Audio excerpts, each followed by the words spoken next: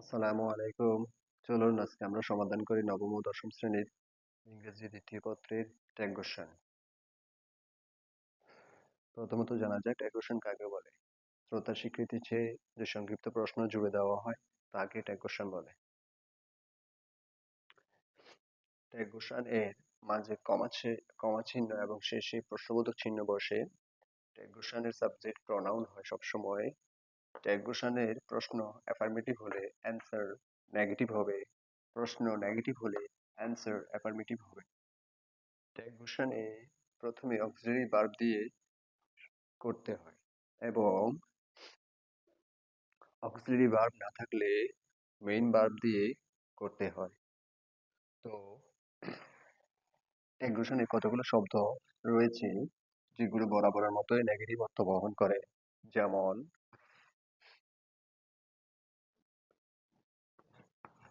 নেইভার,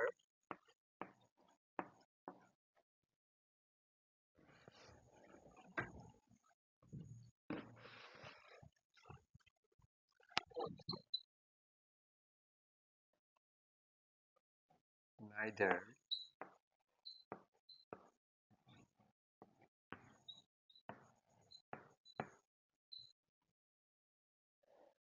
নান,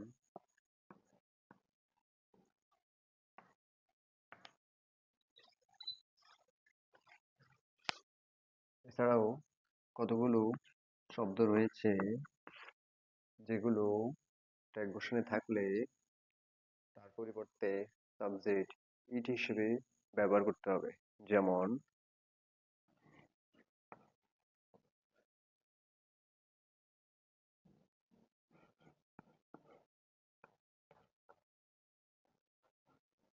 something,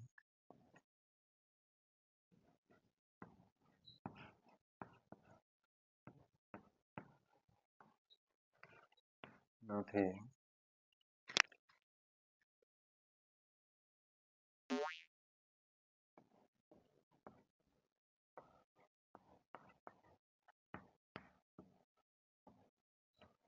anything,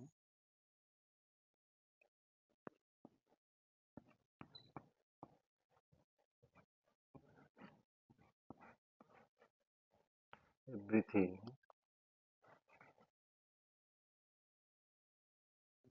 ইত্যাদি।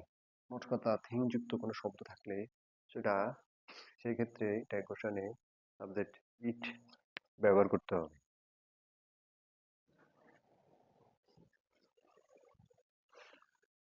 এছাড়া tag কোশ্চেনে কতগুলো শব্দ আছে যেগুলো থাকলে ট্যাগ কোশ্চেনে সাবজেক্ট দে ব্যবহার করতে হবে, যেমন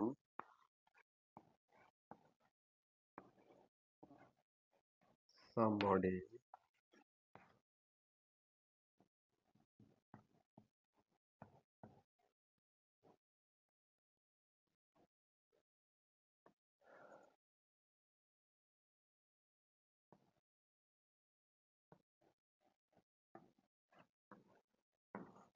everybody,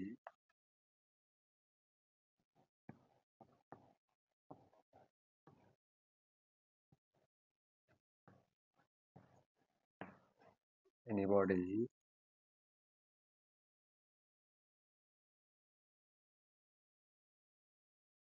nobody,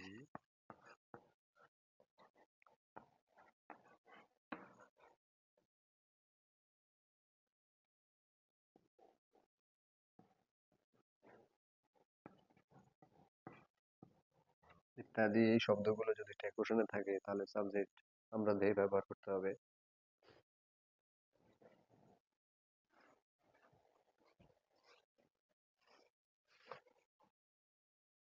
মূলত ট্যাগ কোশ্চেন সমাধান করতে হবে প্রথমে আমাদের অক্সিলারি ভার্বের মাধ্যমে, কিন্তু যদি অক্সিলারি ভার্ব না থাকে তাহলে আমরা মেইন ভার্বের মাধ্যমে ট্যাগ কোশ্চেন সমাধান করতে হবে। এবং মেইন ভার্ব যদি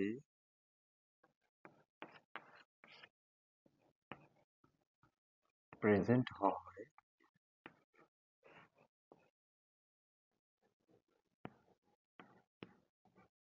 তবে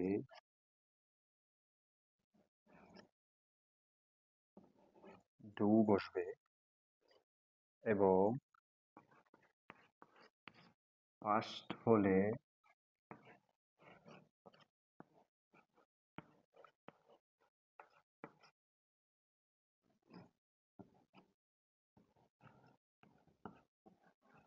ডিড বসবে,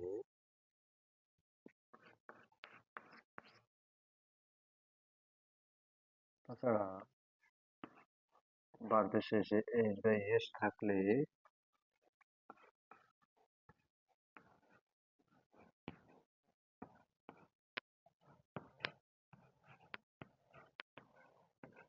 গাছ বসবে।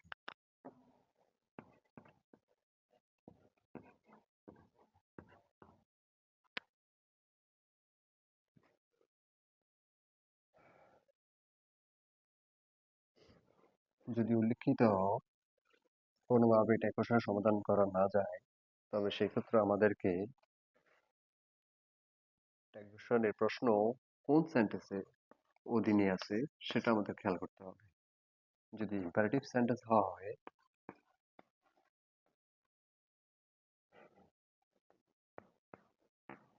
তবে আমাদেরকে উইল ইউ দিয়ে সেন্টেন্সটি নেগেটিভ করতে হবে, সেন্টেন্সটি সমাধান করতে হবে। আর যদি কোশ্চেন ডু নট বা ডোন্ট দ্বারা শুরু হয় তাহলে আমাদেরকে উইল ইউ দিয়ে কোশ্চেন করতে হবে। যদি কোশ্চেন লেটস কিংবা লেটাস দ্বারা শুরু হয় তাহলে শ্রেণী ব্যবহার করতে হবে কোশ্চেনে। এই ক্ষেত্রে যদি শুধু লেট দ্বারা শুরু হয় সেই ক্ষেত্রে কোশ্চেনটি ইম্পারেটিভ সেন্টেন্স নির্দেশ করার জন্য উইল ইউ বসবে।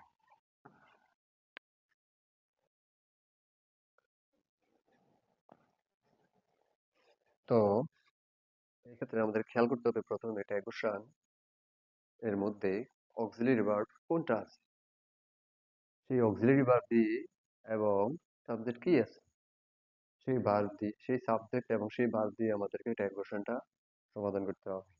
কোশ্চেনের প্রশ্ন যদি অ্যাফার্মেটিভ হয় তাহলে আমাদের উত্তরে অক্সিলারি ভার্ব থাকলে অক্সিলারি ভার্বের সাথে নট যোগ করতে হবে। কোশ্চেন যদি অ্যাফার্মেটিভ না হয় নেগেটিভ হয় তাহলে আমাদের উত্তর অ্যাফার্মেটিভ হবে, সেক্ষেত্রে নট যোগ হবে না। এবং কোশ্চেন যদি অক্সিলারি ভার্ব দ্বারা সমাধান না করা যায় তাহলে সেই ক্ষেত্রে আমাদেরকে খেয়াল করতে হবে কোশ্চেনের মধ্যে মেইন ভার্ব, যে মেইন ভার্ব আছে সেই মেইন ভার্বটা টেন্সের কোন কালটা নির্দেশ করে, যেমন প্রেজেন্ট, পাস্ট, ফিউচার। যদি প্রেজেন্ট টেন্স হয় তাহলে সেক্ষেত্রে ডু ব্যবহার করতে হবে, যদি ফার্স্ট টেন্স হয় তাহলে সেক্ষেত্রে ডিড ব্যবহার করতে হবে, এবং যদি subject third person singular number হয় তাহলে সেক্ষেত্রে ভার্বের শেষে এস বা ইয়ে যোগ করে মানে ডাজ দিয়ে কোশ্চেনটি সমাধান করতে হবে।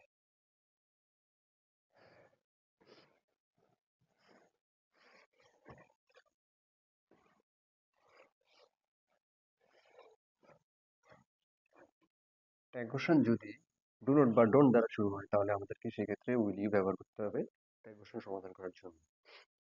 কখনো কখনো কোশ্চেনে দেয়ার যদি সাবজেক্ট হিসেবে ব্যবহার করা হয় তাহলে সেই দেয়ারকে কোশ্চেনের উত্তরে সাবজেক্ট হিসেবে ব্যবহার করতে হবে। কোশ্চেন যদি অক্সিলারি এক্সক্লামেটরি সেন্টেন্সের হয় তাহলে সেই ক্ষেত্রে আমাদেরকে এক্সক্লামেটরি সেন্টেন্সের ভার্ব শেষে অক্সিলারি ভার্ব কোনটা আছে সেটা দিয়ে এবং সাবজেক্ট স্ত্রীলিঙ্গ পুল্লিঙ্গ কোন লিঙ্গে আছে, কোন জেন্ডারে আছে সেই জেন্ডার উল্লেখ করে এবং অক্সিলারি ভার্ব দ্বারা আমাদের কোশ্চেনটি সমাধান করতে হবে।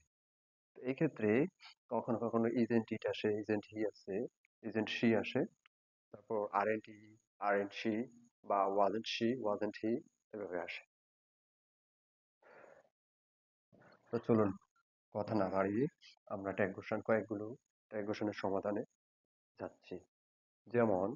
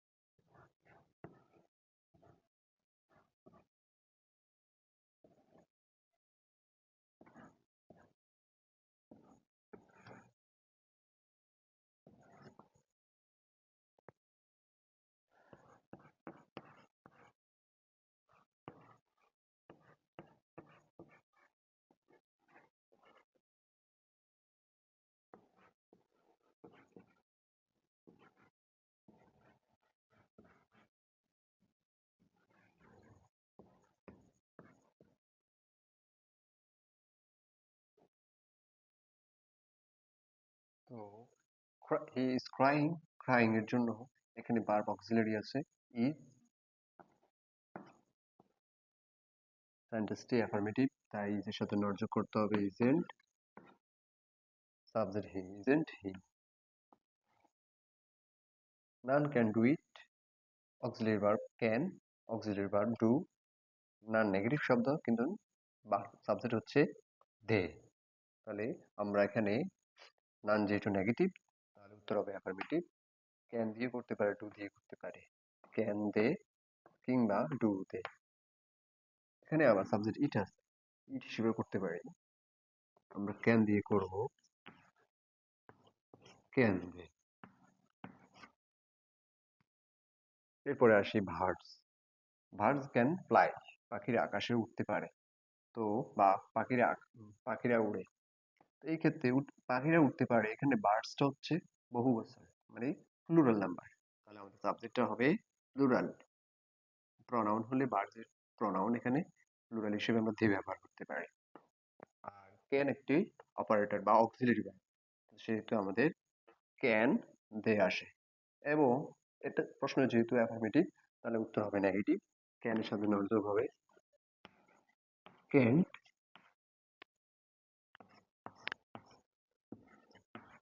দে, ক্যান দে। এরপর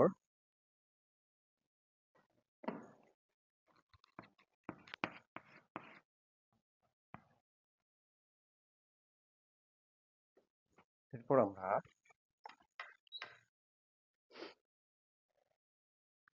মেইন ভার্বের মাধ্যমে করি।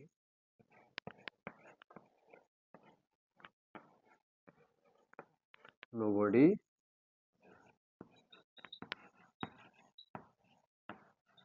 called me,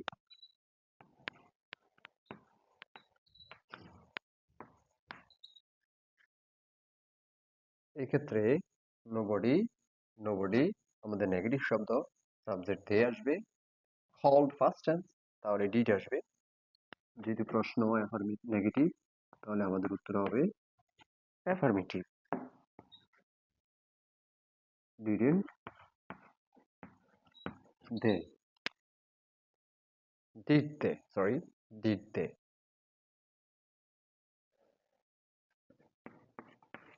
এরপর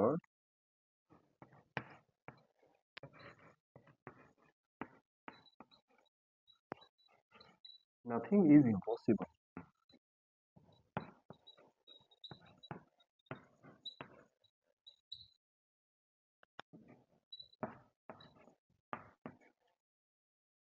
নাথিং ইজ ইম্পসিবল। তো ইজ একটি auxiliary verb, nothing negative, subject nothing এর জন্য ইট, ইজ ইট। এরপর আমরা শ্যাল উই, মানে আমরা লেটস বা লেটার দ্বারা করব। তো লেটস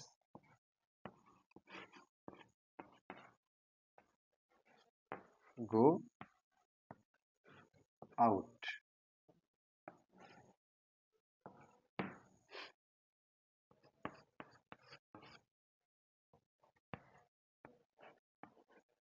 ডু নট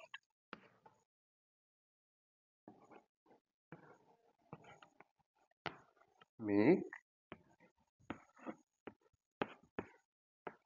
নয়েজ, গোলযোগ সৃষ্টি করো না। লেটস থাকার জন্য আমাদের আসবে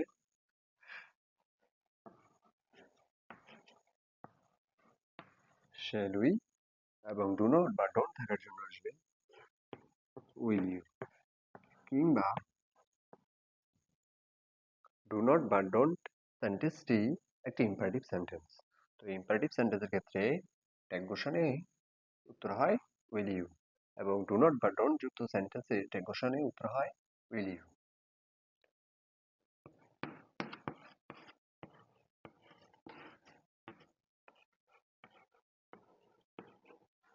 লেট দেম প্লে, তাদেরকে খেলতে দাও।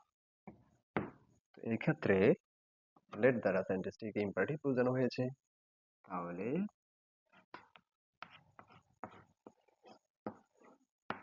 Will you.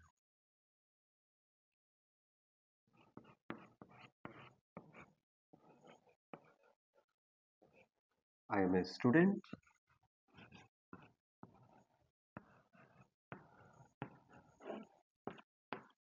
এই ক্ষেত্রে এম অক্সিলারি ভার্ব, সেন্টেন্সটি অ্যাফার্মেটিভ উত্তর হবে নেগেটিভ, তাহলে এম এর সাথে নর্য করতে হবে এন্ড সাবজেক্ট আই।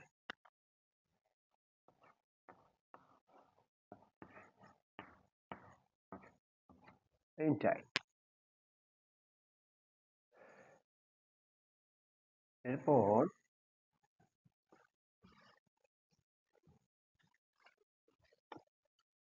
আমরা ট্যাগঘোষণ করতে পারি আরো কতভাবে, যেমন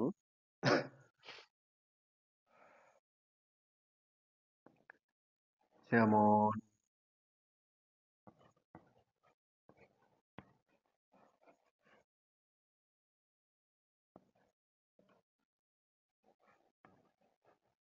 বাংলাদেশ is small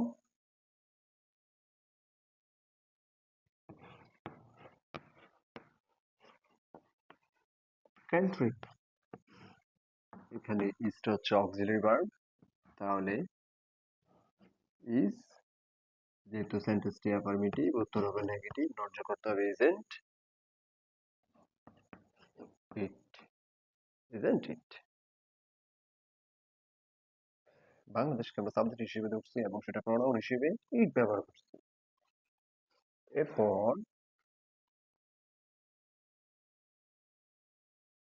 আমরা আরো করি, যেমন রহিম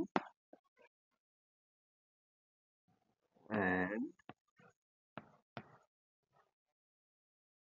রহিম and করিম আর ফ্রেন্ডস। এখানে আর অক্সিলারি ভার্বস এবং ফ্রেন্ডস সাবজেক্ট প্লুরাল হওয়ার জন্য দে, সেন্টেন্স যেহেতু অ্যাফার্মেটিভ অ্যান্সার হবে নেগেটিভ, আর অক্সিলারি ভার্ব হওয়ার জন্য আর শেষে নর্য করতে হবে আরেন্ট। রহিম এবং করিম উভয়ে বন্ধু, সেই ক্ষেত্রে দুজনকে সাবজেক্ট হিসেবে দে ব্যবহার করতে হবে, আরেন্ট দে।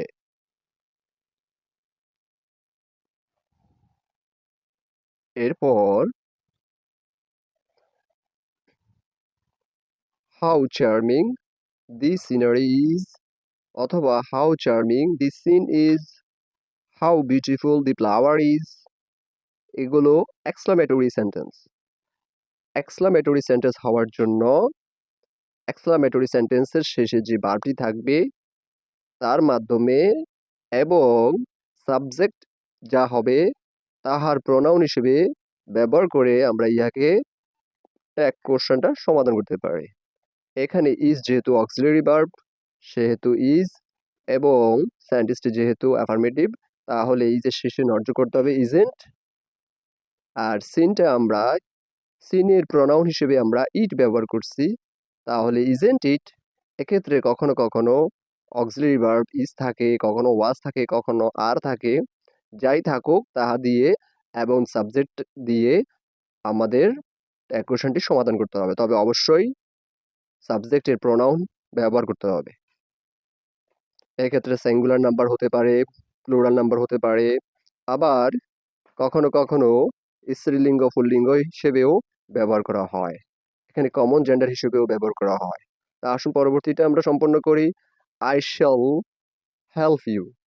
এখানে শ্যাল অক্সিলারি ভার্ব, তাই সেন্টেন্সটি অ্যাফার্মেটিভ।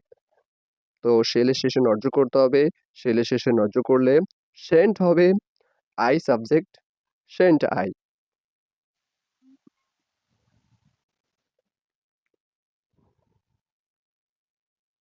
এরপর আমরা আপনাদেরকে বলে রাখি যে অক্সিলারি ভার্ব 24টি, যেগুলো ট্যাগোশনের মধ্যে বসতে পারে যে কোনো একটি। তার মধ্যে am, is, are, was, were, shall, will, have, has, had, can, could, may, might, must, do, did, does, use to, dare to, need to ইত্যাদি। এই 24টির মাধ্যমে প্রথমে আমাদেরকে ট্যাগোশন সমাধান করতে হবে এবং অতঃপর অক্সিলারি ভার্বের মাধ্যমে না হলে এরপর আমাদেরকে চিন্তা করতে হবে যে এক্সক্লামেটরি সেন্টেন্স বা ইম্পারেটিভ সেন্টেন্স বা লেটস দ্বারা বা লেটাস দ্বারা কিংবা ডু ডিড ডাজ দিয়ে আমাদেরকে ট্যাগোশন সম্পন্ন করতে হবে। তবে প্রথমে আমাদেরকে অক্সিলারি ভার্ব দিয়ে ট্যাগোশনটি সমাধান করতে হবে। আজ আর নয়, যদি আমার ভিডিওটি ভালো লাগে তাহলে অবশ্যই লাইক এবং কমেন্ট এবং আমাকে সাবস্ক্রাইব করে আমার পাশে থাকুন, আমাকে অনুপ্রেরণা দান করুন। আসসালামু আলাইকুম।